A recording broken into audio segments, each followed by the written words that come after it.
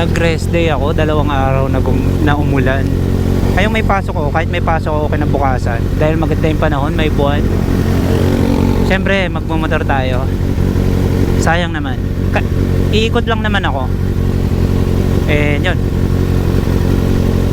Siyempre, sa paborito nating lugar, sa Muntinlupa, kung saan maraming interaction. Actually, hindi naman.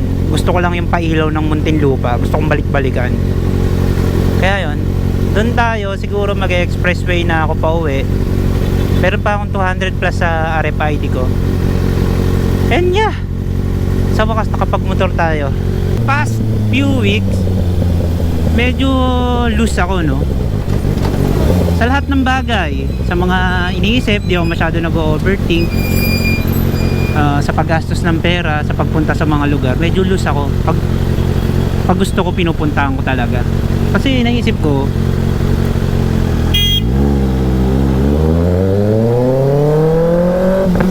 napakaiksi lang ng buhay, guys.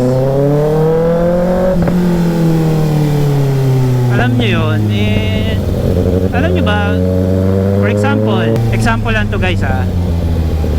Si Doc Willie O ngayon may sakit siya, no? Alam mo, ang dami kong realization doon, no?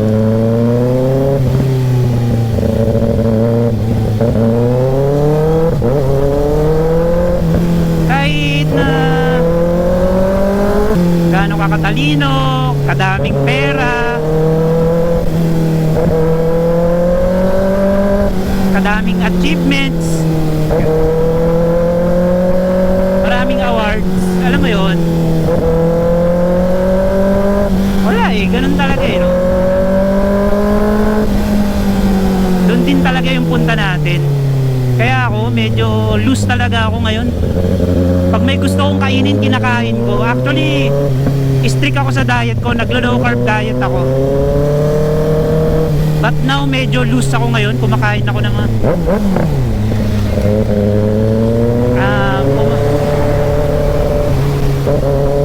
kumakain ako ng mga pagkain na, alam mo yon, yung mga matagal ko nang hindi nakain.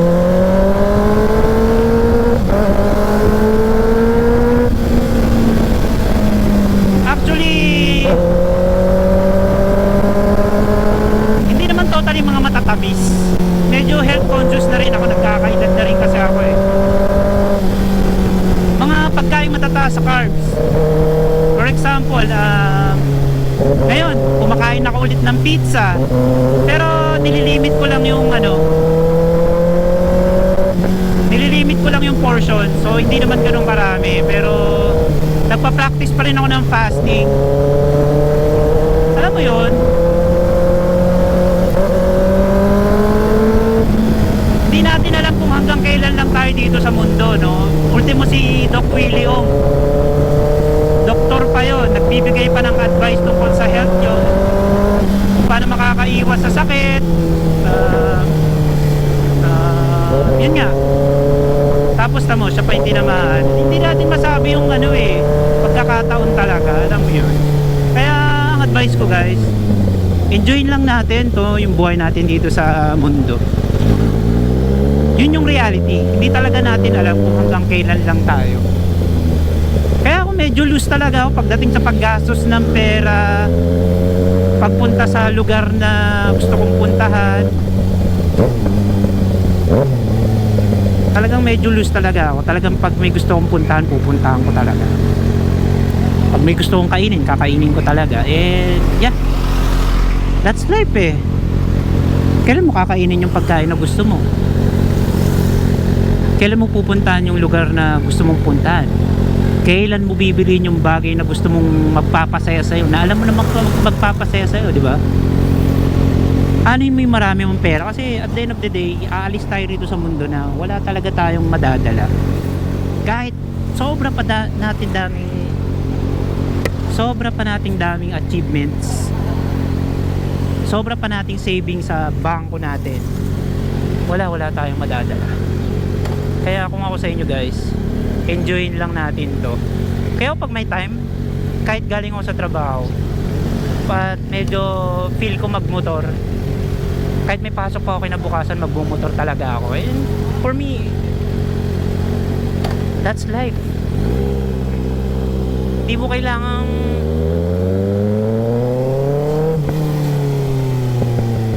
ano lang, work bahay lang. Naku po, nakaka-depress naman yung ganun, di ba?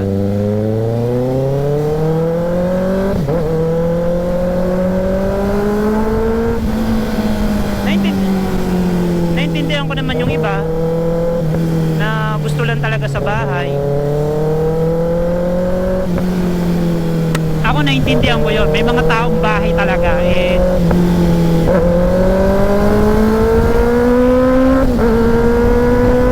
yun yung kaligayahan nila eh.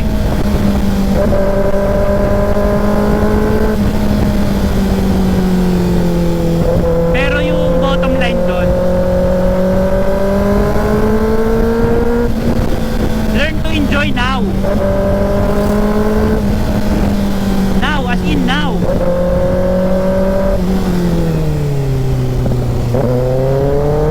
Diba yun? Muntikan ako doon.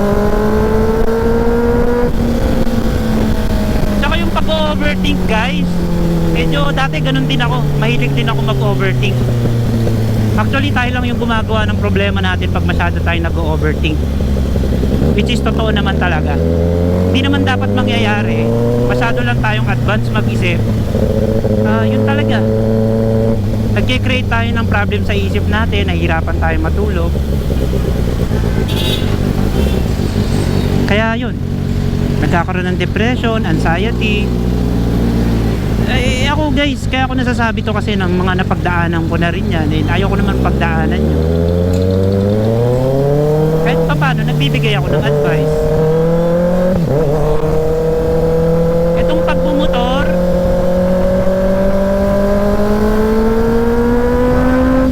napakalaking ano nito sa akin. Napakalaking tulong nito sa akin. Alam nyo bakit? Ang lakas makatanggal ng stress nito. At least for the meantime, pag nagmumotor ka, nababawasan yung stress mo, nagiging focus ka. Yun, nakakabawas sa mga isipin.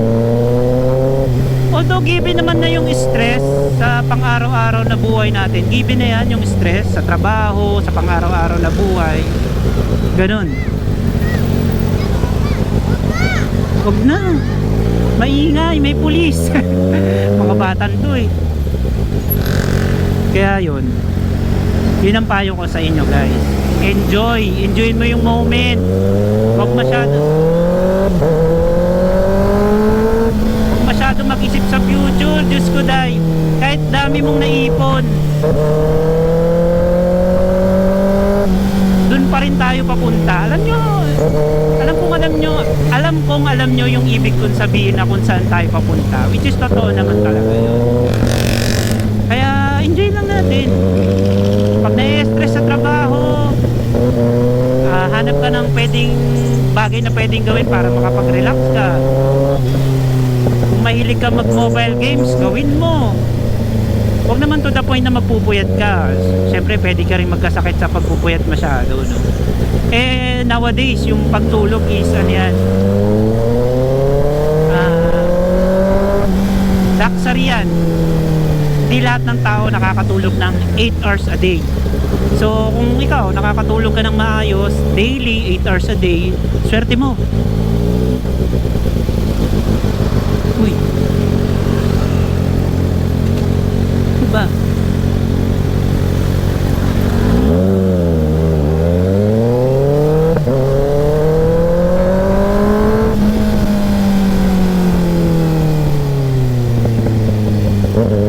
Kaya ako, yun yung pinaka bottom line ngayong araw.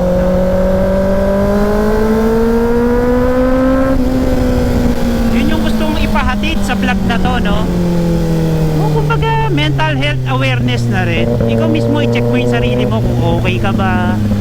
Yun, ganun lang kasimple.